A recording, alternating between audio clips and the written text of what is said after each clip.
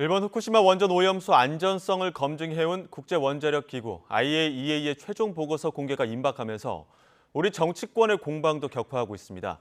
여야 모두 소속 의원들에게 비상대기령을 내리고 상대 진영을 향해 괴담 선동과 극우 망언 정치를 중단하라고 목소리를 높이고 있습니다. 취재기자 연결합니다. 나혜인 기자. 네, 국회입니다. IAEA 사무총장이 내일 최종 보고서 들고 일본 방문하는데 여야 신경전도 이에 맞춰서 고조되는 모습이죠. 네, IAEA 사무총장 방일에 맞춰 후쿠시마 오염수 검증 최종 보고서가 공개될 거란 전망이 나오면서 여야가 파장을 예의주시하고 있습니다. 국민의힘과 더불어민주당 모두 오염수 관련 대응에 집중하자는 차원에서 소속 의원 전원에게 비상대기령도 내렸습니다. 국민의힘 윤재욱 원내대표는 오늘 아침 최고위원회의에 이어 오후 의원총회에서도 IAEA 검증은 전임 문재인 정부도 따르겠다고 공언한 신뢰성 있는 국제적 기준이라고 강조했습니다. 그러면서 민주당을 겨냥해 온갖 괴담 유포에 이어 정치적 목적을 위해 IAEA 신뢰성을 훼손하는 발언을 쏟아내고 있다고 비판했습니다. 국민의 건강과 생명을 지킨다는 것은 모두 핑계에 불과합니다. 민주당은 오염수 구실로 윤석열 정권 퇴진 투쟁, 대선 불복에 나서겠다는 것입니다. 국민의힘은 의원총회 직후 국무조정실 등 정부 관계자들과 간담회도 열고 IAEA 검증 결과 발표 이후 이른바 괴담 정치에 대응할 후속 대책을 논의하고 있습니다.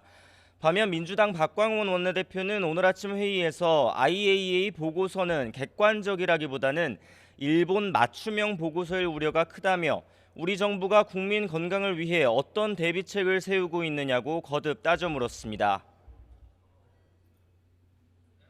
과학적 보고서이기보다는 정치적 보고서일 우려가 크다는 것이 모든 사람들의 생각입니다.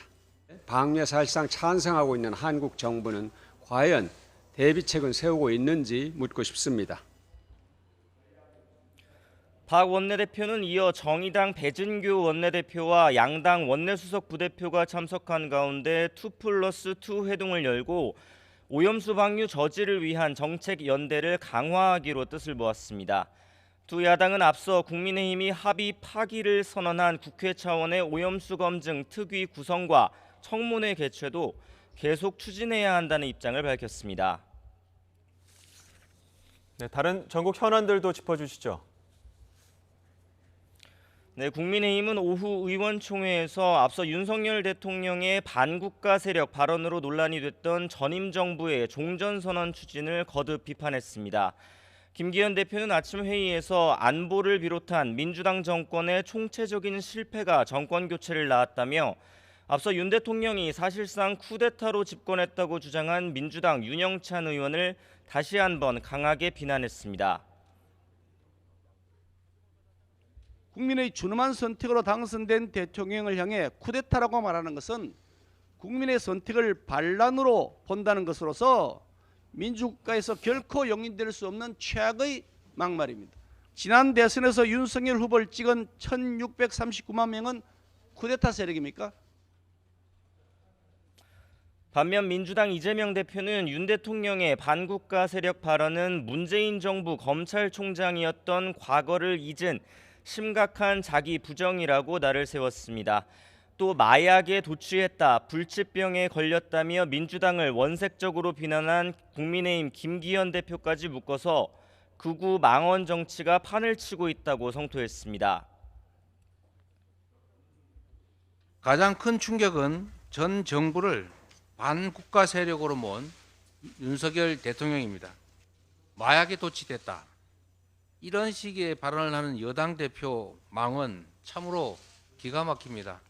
정치가 아무리 비정하다 해도 금도가 있는 것입니다. 민주당은 앞서 적대적인 대북관을 드러낸 김영호 통일부 장관 후보자의 인사청문회를 비롯해 윤석열 정부 개각 인사들의 검증을 벼르고 있습니다. 또 정의당과는 지난주 국회 본회의에 부의된 노란봉투법 등 쟁점 입법을 계속 공조하고 민생 지원을 위한 추가 경정 예산안 편성도 추진한다는 방침입니다. 하지만 국민의힘은 야당이 노란봉투법 입법을 강행한다면 또다시 윤 대통령에게 거부권 행사를 건의한다는 방침이어서 여야 대치는 불가피할 것으로 보입니다. 지금까지 국회에서 전해드렸습니다.